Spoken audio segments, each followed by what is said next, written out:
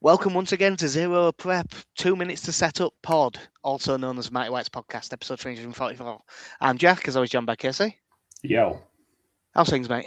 Yeah, not bad, thanks. How are you? Yeah, all good. Nice to know that we had plenty of time to prepare. You've been done at work for several minutes. Yeah, all fine, probably. Yeah.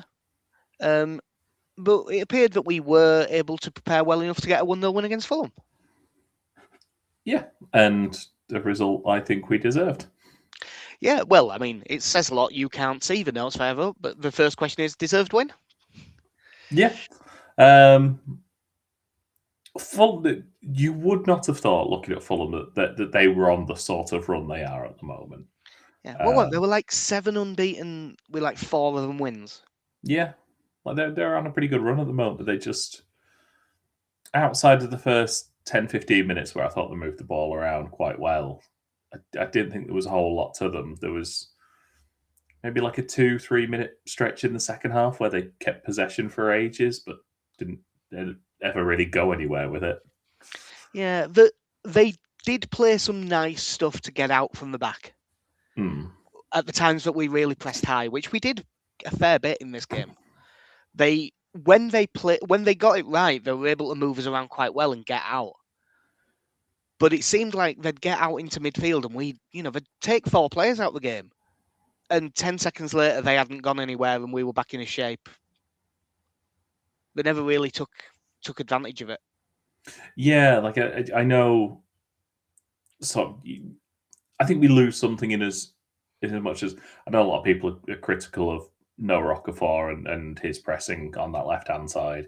I think one of the things that works against him is that Anton Stack has done such a good job when it's been his role, sort of covering. Yeah, when that he pushes up and gets into that space. Yeah, so I think he was a bit of a loss there.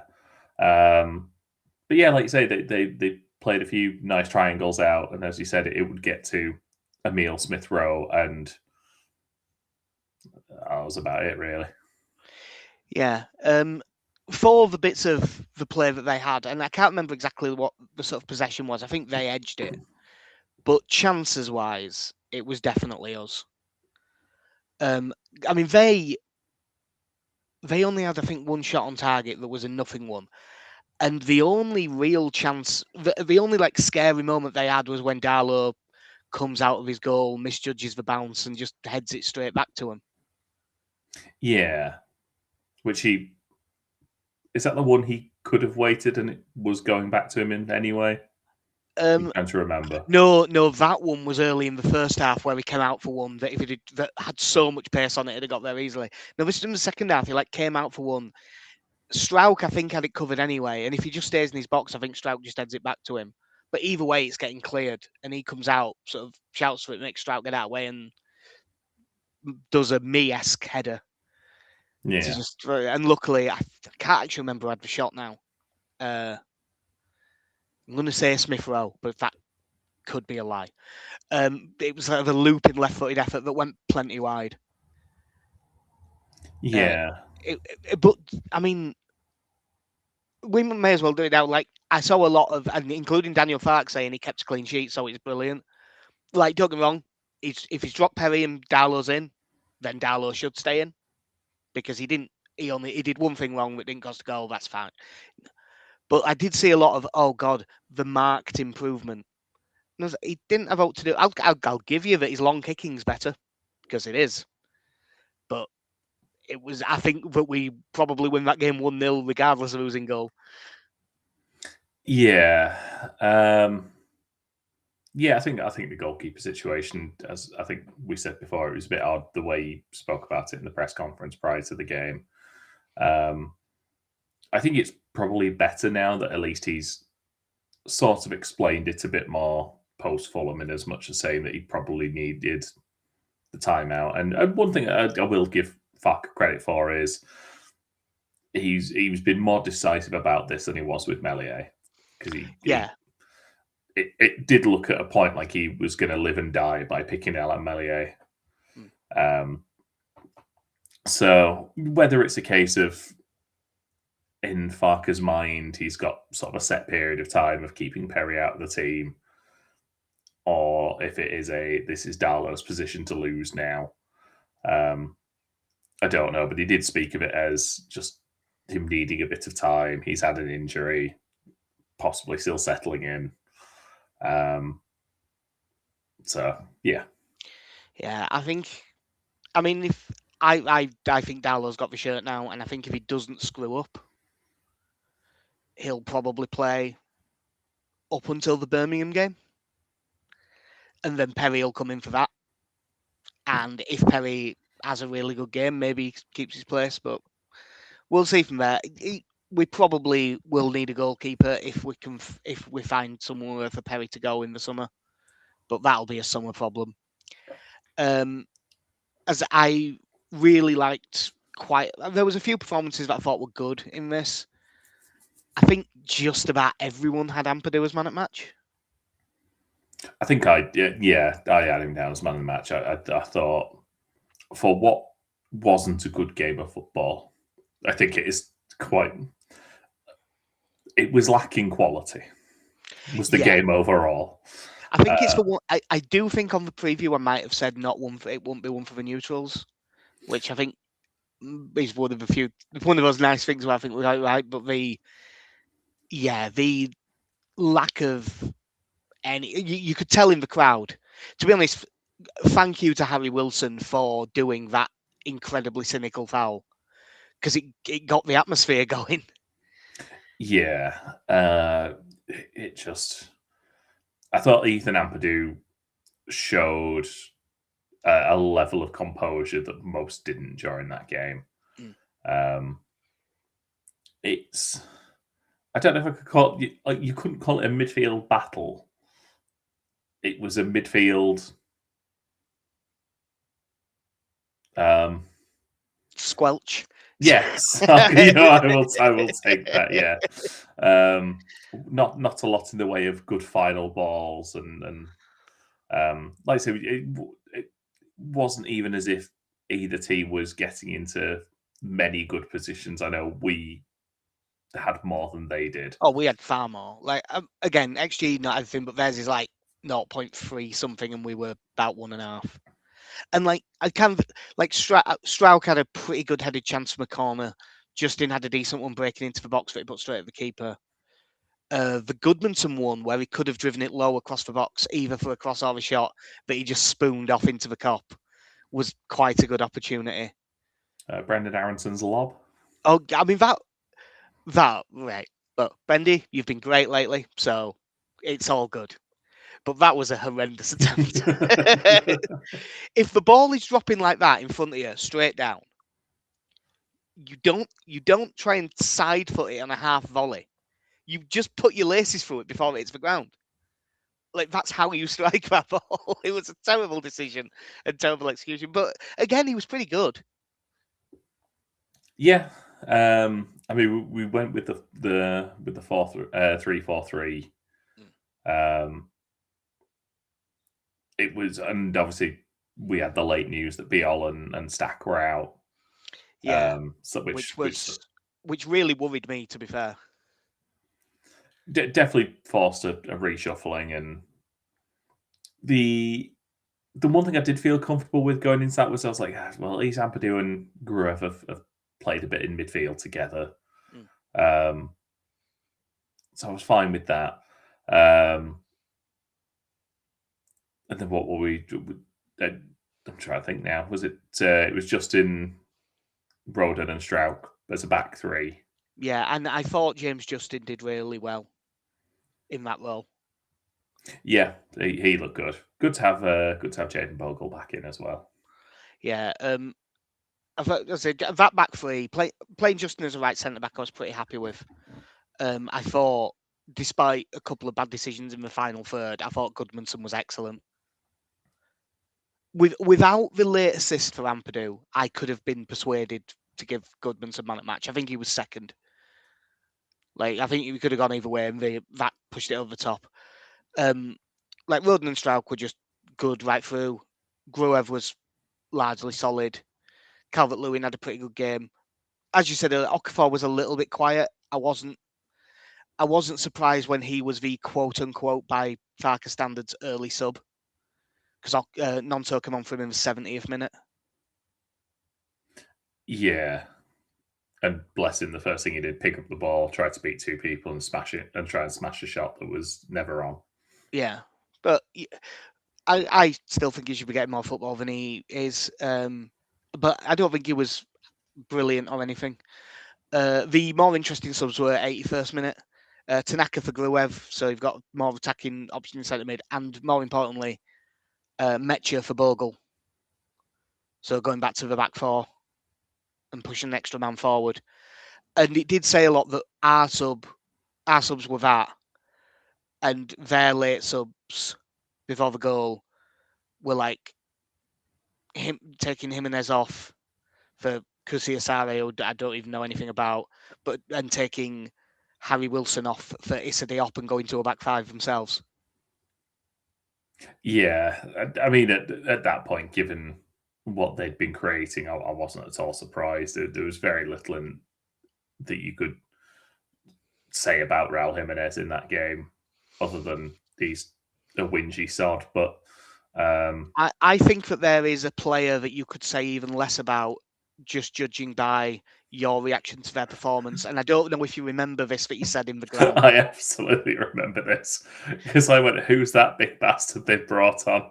Yeah, who's that? The question was right after what were the subs? It was their subs. They made two subs. It was Kevin for Sessegnon, and the other one was Sasa Lukic went off for Tom Kearney. And you said, "Who's that big bastard that's just come on?"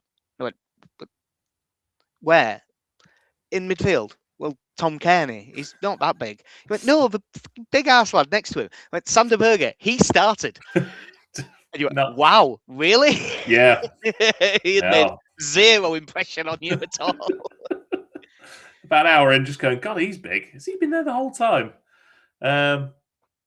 Yeah. Yes, I completely get why they went to the back five at that point. That they're playing. They for the were point offering nothing with 10 minutes left. with like Kevin when he came on at their place, really made a difference and pushed us onto the back foot. I don't remember him doing a single thing in this game. Same for Josh King, to be honest, who came on for Smith Rowe, and I really like Josh King. I think he's a good player, but yeah, I think one of the disappointing things. Well, I suppose it depends how you. I was surprised at the amount of fouls and shirt pulling and niggly challenges from Fulham. yeah, they got 4 yellows, which I don't know if this is true, but it feels it. That feels like the most the team's had against us in a long time. We've had a lot of games with not many bookings, either way. Yeah, They were really snide, and I'm not even so much talking like the Harry Wilson one is just as blatant a foul as you can get. And if he just pulls him down, no one goes mental. He did jump at him a little bit. It's one of them that they're on about making into a red card but it wasn't that was the challenges that were winding me up in the crack. It was all the little late ones that were just seemingly constant.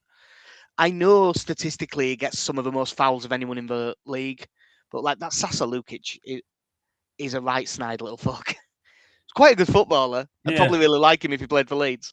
But yeah, I mean, obviously he was quite lucky to not have got a second yellow for kicking the ball away. Yeah. And I can only assume it's the fact that the referee and the linesman didn't see it because it was blatant. Yeah. I owe Ethan Ampadu a slight apology for what I said in the ground, by the way. Yeah, you were a bit scathing about well, his decision making. I still he must have thought that the free kick was at the other end of the pitch and threw the ball back. I still think he should be paying more attention to the game he's playing in that case. But I believe, because I saw him start to throw the ball, I'd said it before he even did it. And I think that my exact words were, "You fucking idiot, what the fuck are you doing? You stupid prick."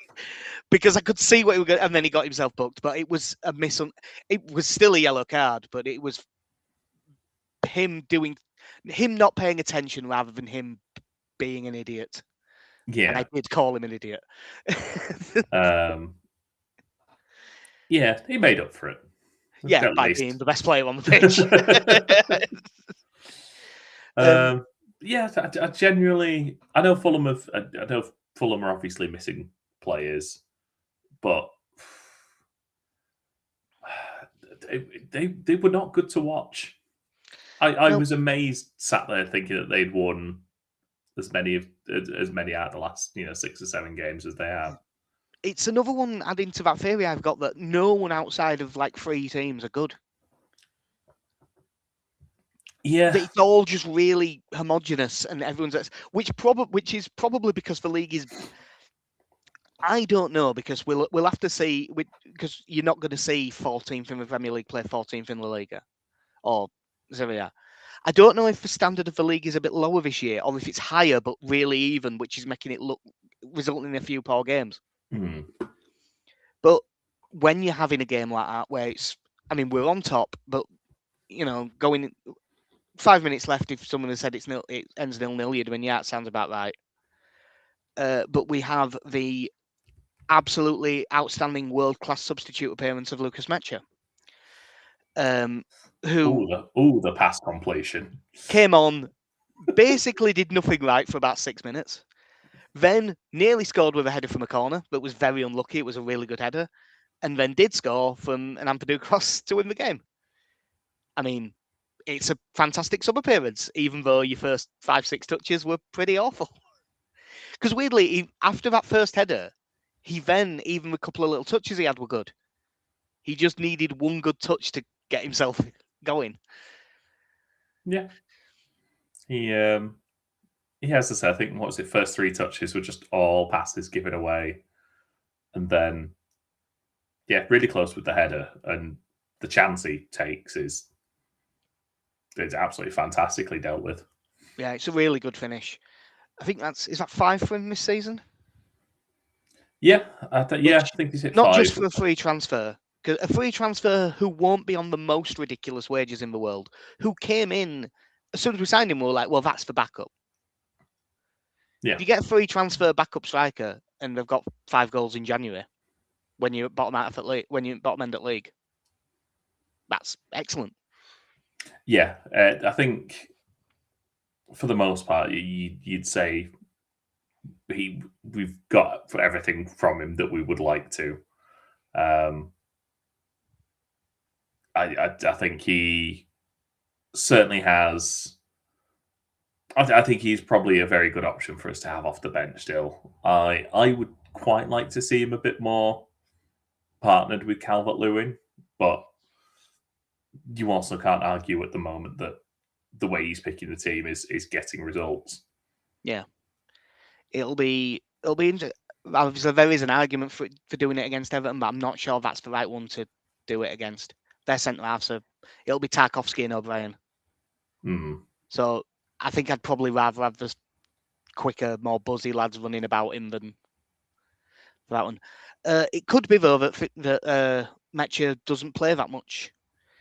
Given that, even though I am standing firm in my this isn't going to happen belief, Leeds have had a bid now actually rejected for Jurgen Strand Larsen, apparently of like 33 million and add-ons. There's 2 questions for you, KC. One, where the fuck did we get 33 million? And the easy one, if we do have 33 million, have a better ways to spend it? Is there a better? I mean, the clearly looking at the options,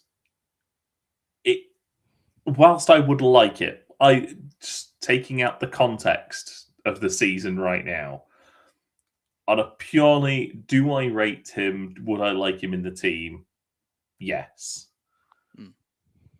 Would he start playing alongside Calvert-Lewin? Does Calvert-Lewin become a really expensive substitute? Well, not expensive transfer-wise, but wages-wise, does he become an expensive substitute? Is it Jurgen Strand Larsen and Brendy?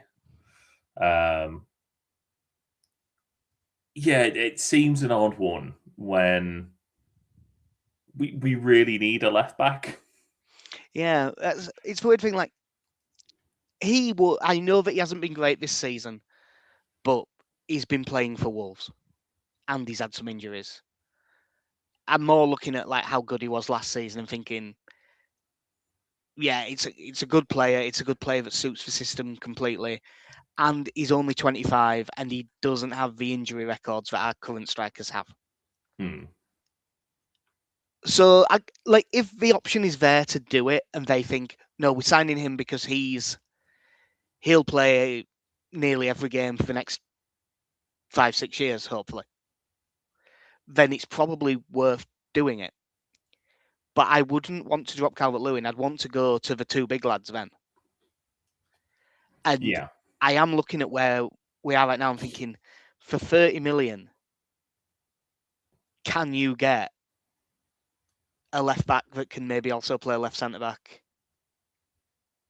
And like we I'm not sure right now that we actually need to push it that hard on the PSR, because this is the last year of it, and then it all changes, doesn't it? Yeah. And I think as well, if you generally look at what we've spent on our defenders, and I know there is a bit of a premium in January, but given what we were spending in the summer, I would like to think we could probably get a couple of players in for that. I mean, I think you definitely can. It's just if they're convinced this is the main man for the next 5 years, Hmm. then do it. If you can do it, do it.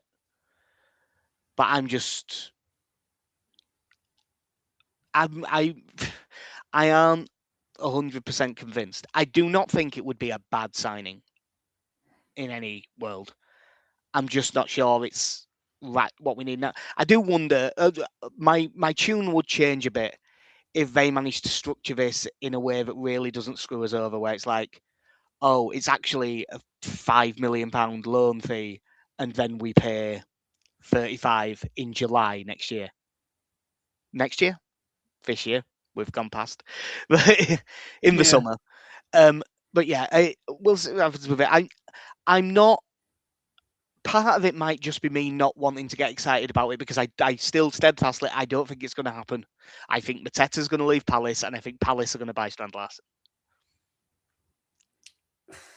I mean, if you're Palace, I think that's what will you've happen. got to sign someone. Yeah.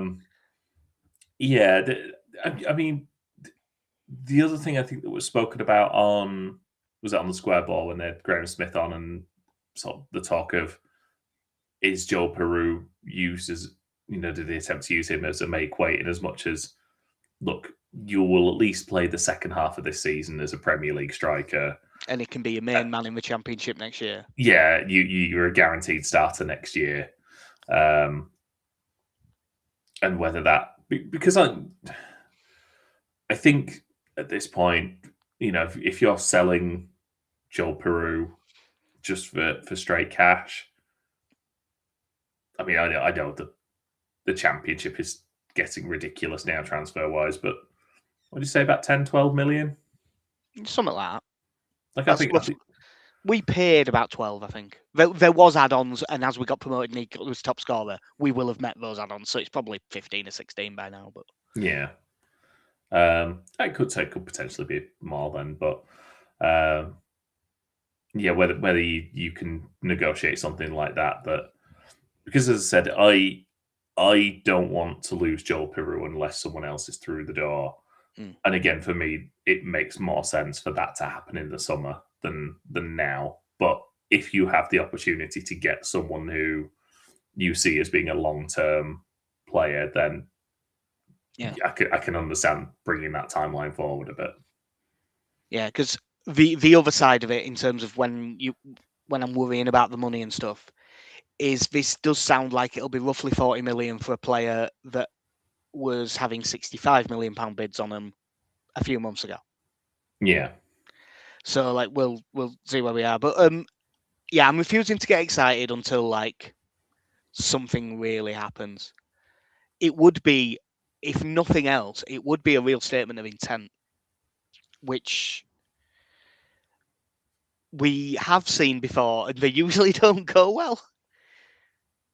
Was Georgie a statement of intent? No, George, Bizarrely, look, I love George. He's one of my favourite footballers to ever play for Leeds United. But he wasn't what we needed at all at the time. It just happened to be good afterwards. Like proper statement of intent signings. Like Rio Ferdinand, as much as a prick, was a real highest rated young defender in the country. Spend £18 million and just sign him. And that one worked because he was good. The problem was like Robbie Fowler was as well. And as good as he was injured, and then he ended up leaving for no money. And like paying him to leave. Jean-Kevin Augustin was a statement of intent. A good one is David Healy. Yeah. That was a good statement of intent. Yeah, who's a good player in our league? Let's nick them. Yeah. To end that one on a positive. But yeah, like I say, I think I do have that worry of if Goodmanson picked up an injury. Yes, I know Justin can play there. I'd rather have a bit more of a ready-made left back. Yeah, well, we'll do that as a starting thing for talking about the Everton game. Because Goodmanson has apparently been struggling. Farke mentioned it in the press conference. But like that he missed a couple of training sessions, but as a precaution, and he should be okay for it. I know Justin can believe that would be the move, that he comes in, and then probably Bornau comes back in, because Biel's, although he's apparently ahead of schedule, he's not going to be back yet. So one question I have is, if Bornau, if Goodmanson was out and Justin played left wing back, does Roden go back to the right with Bornau in the middle, or does Bornau play on the right and Roden stays in the middle? I think it's probably Bornau on as the right centre back. I suppose if you part of your skill set is you can also play as a right back, and now that we're seeing these games where the right centre back can push forward a bit more, it makes sense. I suppose for me, I think in terms of if you're the centre back in a back three, I think I would trust Roden more at that role than Bornau, and that's not a knock on him. No. I just think Roden is better suited to it. Yeah, I think the main reason the main reason I asked is because I really don't know. Like, I think Roden's probably got a little bit more recovery pace, which would make me want him to be the outside one. Yeah. Because he'll be the one stepping out, so he'll need to get back quicker. But yeah, I thought Roden looked really comfortable as the middle one against Fulham. Yeah. So yeah, I'm not sure which way I'd go, to be honest. Gun to my head, I think I'd go Bornau middle, but like 55-45. Yeah. I don't really know which. Hopefully Goodmanson's fit, because that makes everything easier. Just keep the same back five that we had against Fulham. I really like Justin as a wide centre back. Like, I don't think he gets it in the head of anyone in the Roden, Biol, Strauch back three. But I really like Justin as the main backup for those outside positions. Yeah, and like I say, he's this last sort of 6 weeks or so, I think he's really settled into this team wherever he's been needed. Stack was back in training, so he might be available by the sounds of it.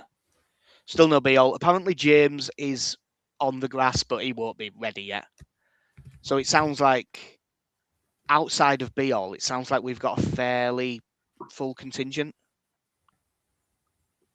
Yeah, it's not bad. I was just looking ahead because obviously weekend after we've got Arsenal. I don't know if Stack's maybe a player that you give it another, you give it a miss for this one, and it sort of depends how much he does really trust Gruev. Yeah, and can't say I had any complaints about Gruev from the Fulham game. No. I mean, what they're a 4-2-3-1, aren't they? Or Everton? Almost exclusively, yeah. And they definitely will be for this because they can't really go to a back three because uh, Branthwaite's still injured as far as I can tell, and Michael Keane's suspended for that hair pull that he got sent off for. Brilliant. So they'll be. I mean, theirs almost picks itself at this point. Pickford in goal. Because Jake O'Brien's having to play centre back, it'll be Nathan Patterson at right back, O'Brien and Tarkowski at centre backs, Mikolenko left back. It's always funny to say this, Garner and Gay in the midfield, which always makes me think have I only said one player because it's Idrissa Gana Gay. But yeah, James Garner's been pretty good this season, and Idrissa Gay is a good player. Jack Grealish has like a fractured bone in his foot or something. He is out for a bit. But Iliman Ndiaye is back from AFCON. So I would think he'll just come in on the left. They have a couple of options that they could play off the right. I'd probably guess they'd go Dwight McNeil. Yeah, he's someone that I'd forgotten about, if I'm being honest. Yeah, I'm just looking at their team. That's a sort of who else there is. Yeah, I mean, there's Tyler Dibling, but he isn't playing a great deal. No, and the reports from, was it the Wolves FA Cup game that he played in weren't great. No, but I also think it's stupid that he's sat around not playing football at the moment. Yeah. Tierno Barry has been playing up front ahead of Beto and has actually started scoring some goals, so he'll almost certainly keep his place. Apparently, I did read something that Kane and Dewsbury Hall might be back available, but I'd be surprised if he throws him straight into start. So they've been playing Harrison Armstrong, who's a young kid that came through the academy. 19 years old. He's had a loan at Derby and then last season and then half a season at Preston to start. Well, he basically played every week at Preston, and they've brought him back and started playing him. Yeah. I saw him play for about 20 minutes the other day, and he looked pretty lively. But I don't know enough to say. But he has been playing as the 10 for the most part, so I think he'll probably keep his place. Yeah, I was gonna say he's been in the last couple of weeks, hasn't he? So, yeah, I think you could be right there with him staying in. Yeah, I can't really see anyone else starting. I mean, if Seamus Coleman's fit, they don't like Nathan Patterson very much. So if Seamus Coleman's fit, he might get the start right back.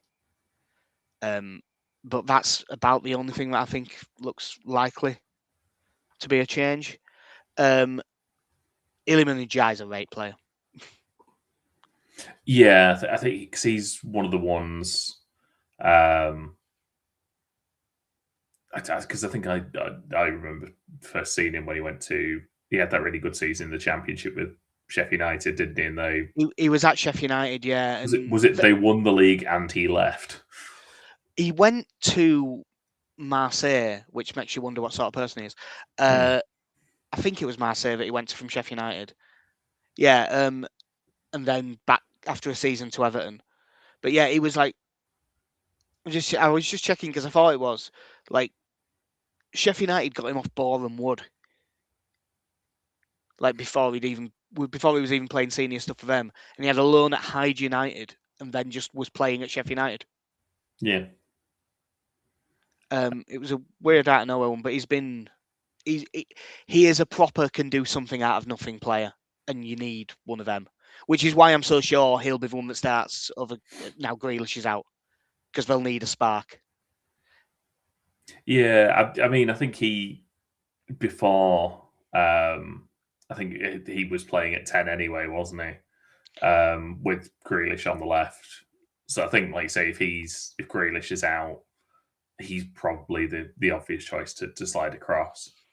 Yeah, because even that Charlie Alcaraz, he's out as well, who would be another option in there. So yeah, I think it kind of picks. I'm guessing. Like, I wonder if I can find it because when I think about their squad, I don't think they can have much of a bench at the minute Because I mean, like their last game they won 1-0 at Aston Villa, which is a cracking result for them. And the team for that was basically the team we just said, except Grealish is on the left, and that Merlin Rowe played instead of Idrissa Gueye because Gueye was still at AFCON. In fact, I did watch a bit of this game. That Merlin Rowe looked pretty decent, but I can't see him staying in the team. But yeah, like their bench was Adam Asnou, who's a like young fullback that they got off Bayern Munich, if I remember rightly, who a lot of the scouting tactics people really like. Seamus Coleman, Tyler Dibbling, Beto, and then Mark Travers, who apparently that's where he is. Subkeeper, and then that's the Marcus Bettinelli moment, is it there? Yeah, and then T King, who I don't know who it is, R Welch, who I don't know who it is, and E Campbell, who I don't know who it is.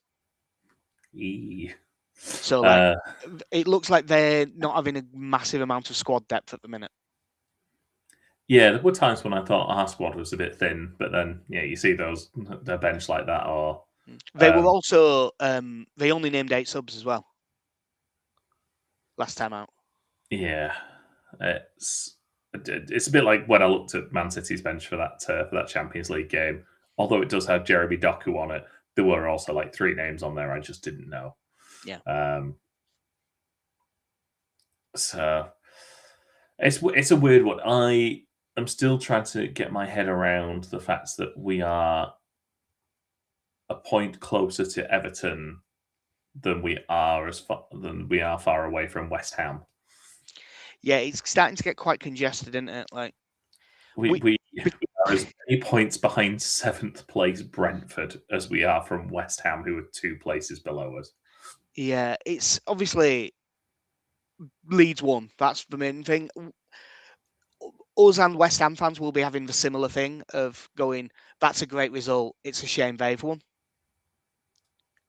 Like they'll have come out a last minute winner away at Spurs and thought get in, and then seen we've got a late winner, and we did the same. Yeah, after last weekend, could have done with Arsenal beating Forest, but a point's not the worst thing. But yeah, once you'd seen that West Ham had won, and goddamn Spurs, what are you even any good for? I mean, if they want to lose again and then we win, so they can just be below us. Yeah. It'll be fine. They'll be changing manager soon anyway. Yeah,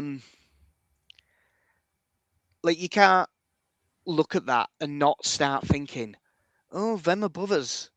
Palace 3 points above us and they're basically in free fall.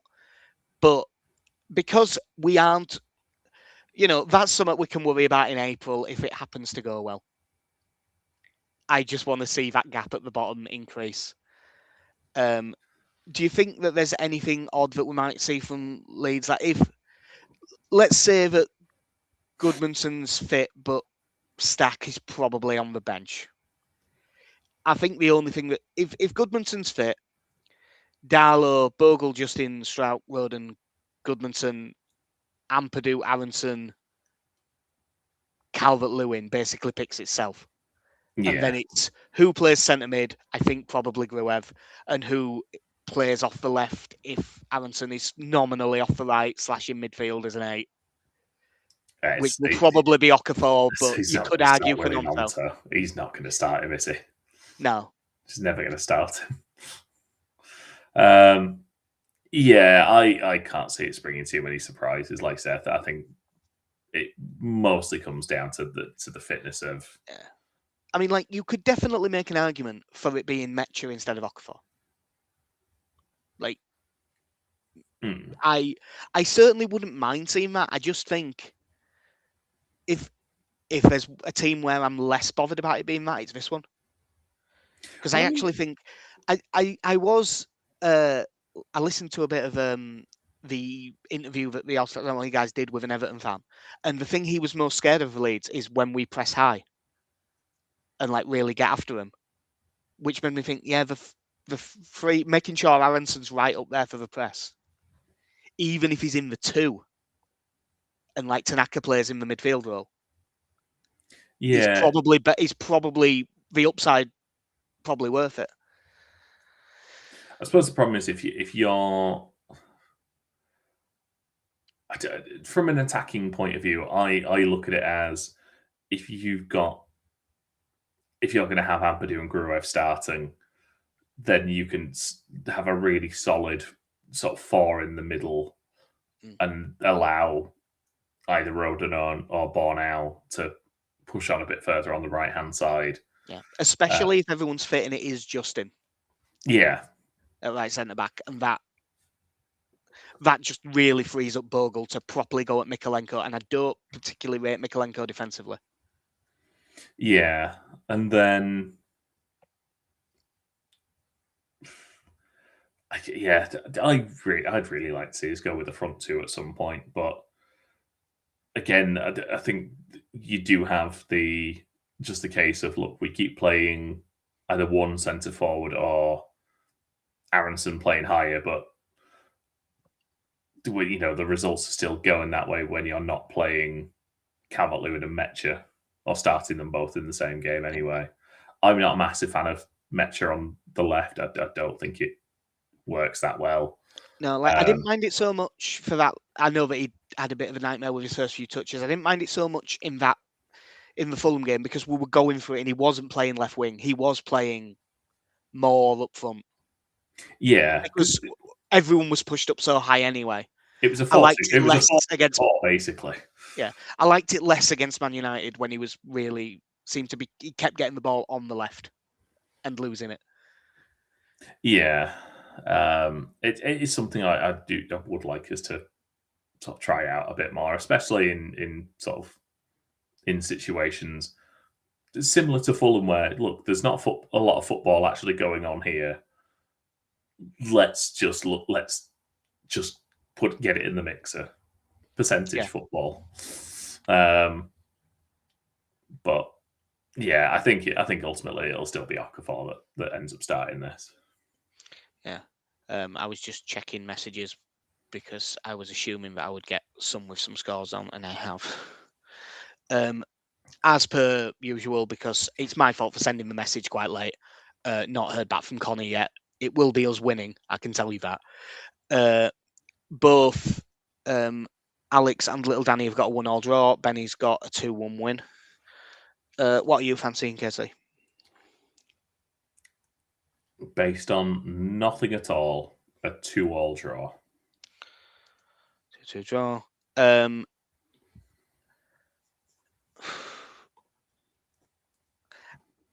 I'm just trying to think how they're going to play it. They'll have a more solid midfield. They don't really create a lot. I think I don't often go for that, but I'm saying 0-0. Yeah, I think this will be a lot like the Fulham game. I don't think. But this is a Monday night game, so I'm assuming we're probably going to end up watching this in the pub. Yeah. I think that any of the if there's anyone who's just gone down who isn't a Leeds fan and they've just gone because the mates are going, I think that they'll find themselves on the phone quite a lot. I don't think this is going to be much of a game. No. The longer the season goes on, the more I do look at us and think, are we the ones spoiling the football? Like, are we the bad guys? We're not the bad guys. We haven't got skulls on his hats or anything. Horses are terrible people. Yes. I'm not a horse. I'm a brute.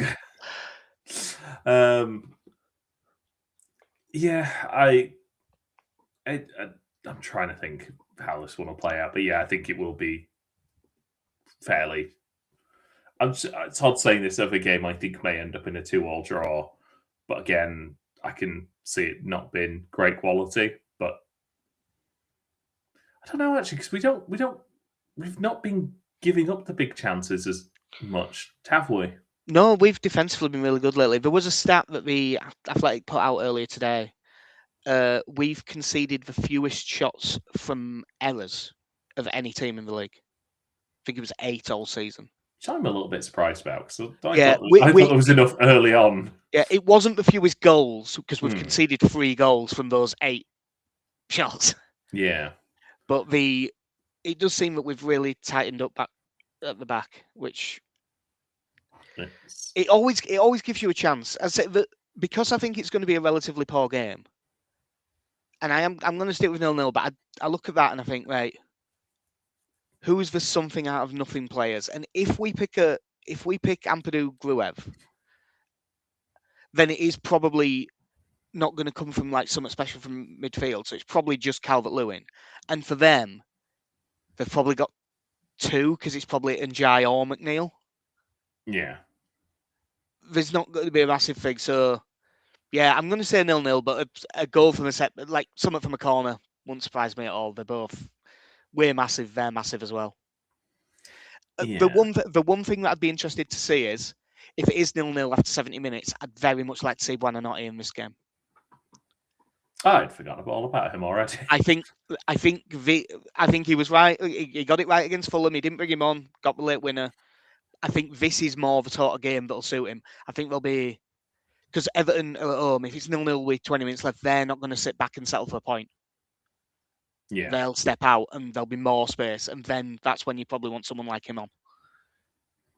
It's getting to that time of the season as well, where I'm now going to say West Ham are playing Sunderland in the early kickoff. Are they the early on Saturday? Yes. Early tomorrow morning.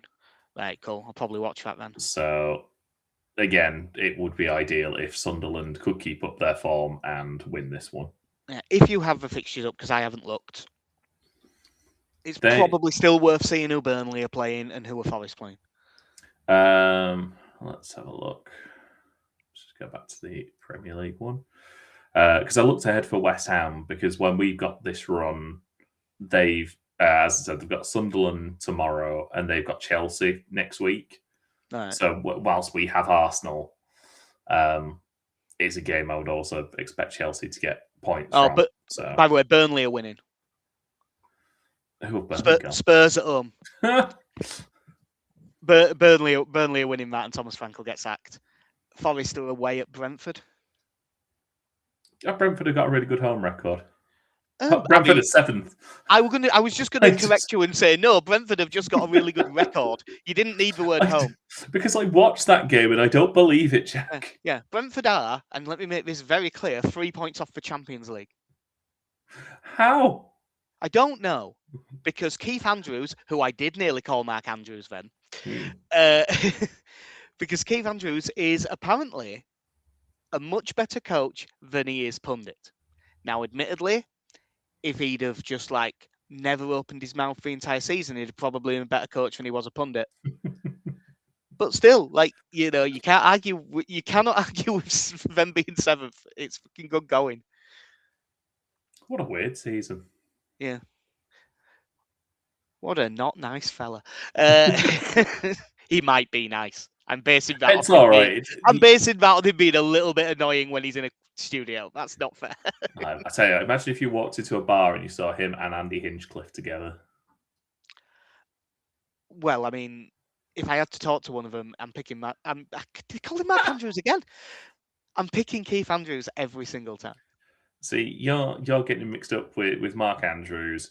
I get him mixed up with Keith Tracy, who yeah, very different person. Google it. So also, I have double reason for mixing up with Mark Andrews. It's not just that there's a wrestler called that. There's also the Baltimore Ravens tight end is called Mark Andrews as well. Do they call him Andrews? No, but they should. They should. We've also got a new head coach, Jesse Minter, who, based on the one NFL YouTuber I watch, is a good appointment. I don't trust Americans called Jesse. I mean, it's not unfair. But we will wrap up in a second. Have you listened to Propaganda?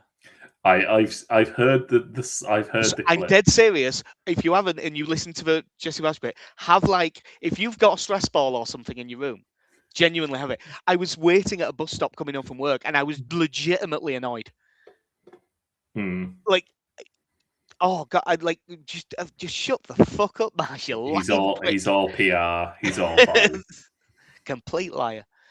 But yeah, I mean, hopefully we get. I mean, anything out of this will be good, but we'll know because we play last. We'll know how important a win versus not losing is by the time kickoff happens. Yeah. But it's an away game in the Premier League that isn't Wolves. So a point is a good result. Yeah. Cool. That will do us for episode 334 of Mike White's podcast. We'll be what Saturday. We'll be back one of the days probably early next week. In theory, are we both off Monday?